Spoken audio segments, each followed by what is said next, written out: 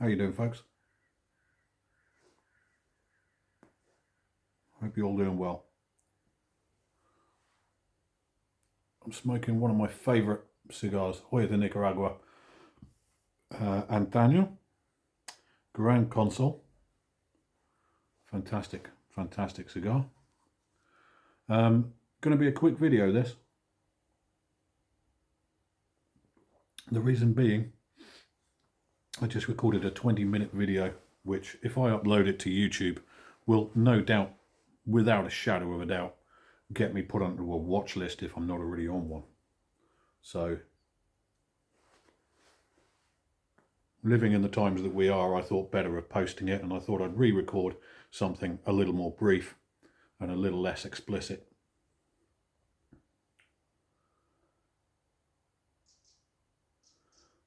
But it was really just to say that here we are again in dark, dark times. Prime Minister of this country recently denied the genocide taking place, flatly denied it in front of the House of Commons, despite the fact that the United Nations have confirmed just this week that what Israel is doing in Palestine, not to mention in their other wars they're waging on Lebanon and Syria and elsewhere, in the face of the United Nations confirmation that what they are doing in genocide, our own Prime Minister turned around and denied that what is taking place is a genocide. And of course, we now have Trump to look forward to in January, who is currently filling his cabinet full of people who are bloodthirsty for war in the Middle East and on China, but particularly in the Middle East. And not for any moral reason,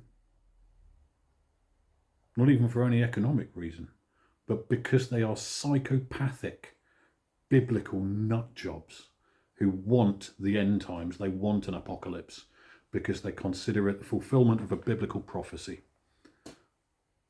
And I'm talking about guys like Marco Rubio.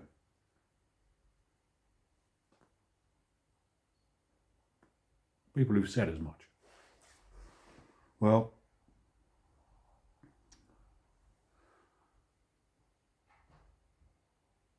it was around about July 1992 when the scales were first pulled from my eyes about how much the media lies. And I was at a protest against the implementation of what we called at the time the Criminal Justice Bill. It's now the Criminal Justice Act.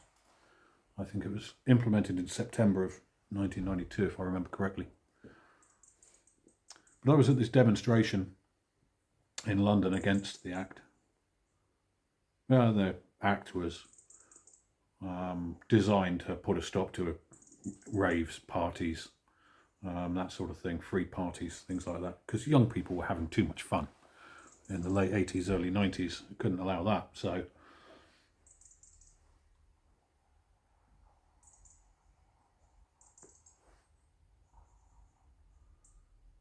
I was on this march, peaceful march from Hyde Park to Trafalgar Square. Just a bunch of well-meaning hippies. There was music, sound systems on bicycles, all this sort of thing. It was a great atmosphere. And as we marched towards Trafalgar Square, we were blocked off at Trafalgar Square by a line of policemen on horseback.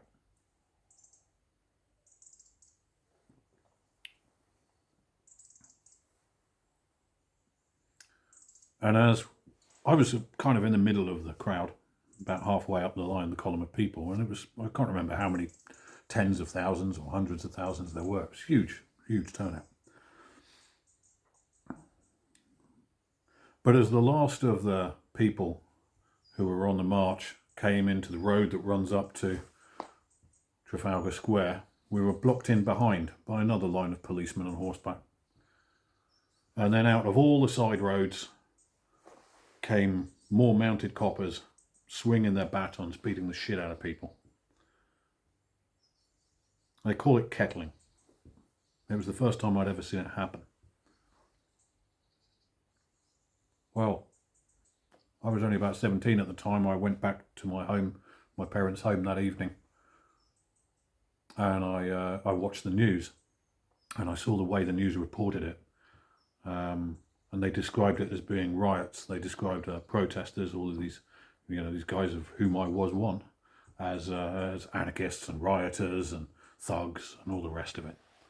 And I remember being absolutely gobsmacked. I couldn't believe that the BBC, this organisation who we all turn to for the truth, to tell us what's going on in the world, was so blatantly lying about what had happened. I was there. I'd seen it with my own eyes.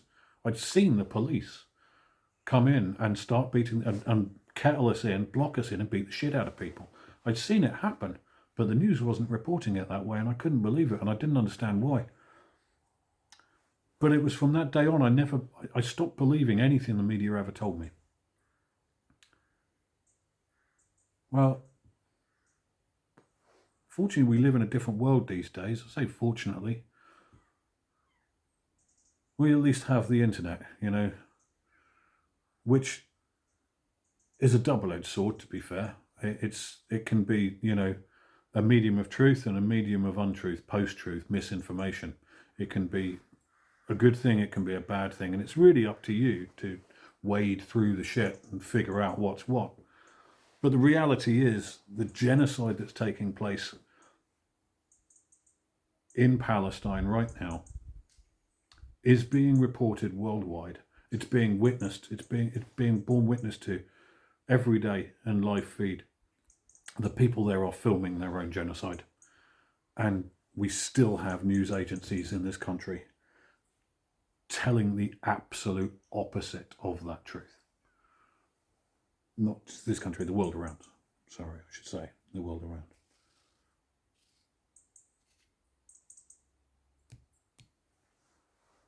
So, anyway, wrapping this up, I'm just going to end by saying this. That if you are still labouring under the illusion that you in the United States, or us here in the UK or in Europe or anywhere else, the white Western world, if you still labour under the illusion that we are the good guys in this conflict that's taking place, you are wrong. We are not the good guys. And I hope in years to come, there will come a time when the likes of Starmer and the likes of Biden, well, he'll be dead by then. Trump, he'll be dead by then as well. But I hope at some point down the line, the people who are responsible for this genocide taking place right now are brought to account.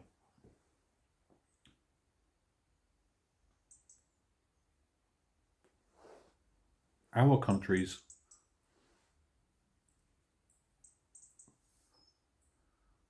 are not just turning a blind eye to what's going on in the Middle East. We are proactively involved in it. From supplying intelligence through the flights going out of the British military bases in Cyprus, to providing the bombs, to providing the spare parts for the jets that are dropping the bombs on civilian populations. We are not complicit. We are active. And you need to think about that if you think that we're the good guys. Because sometime in history, it will come out. It'll be too late, but it will come out.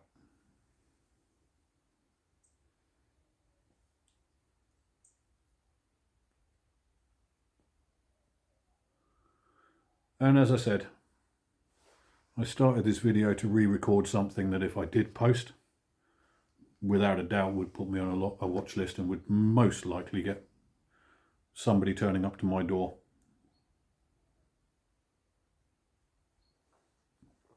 So I've decided to be a little more careful with what I say. But nonetheless, that's it, folks. for all of you right-thinking people out there, those of you with a degree of consciousness, I wish you the best. I wish you well in these very dark times. And for the rest of you, fuck you.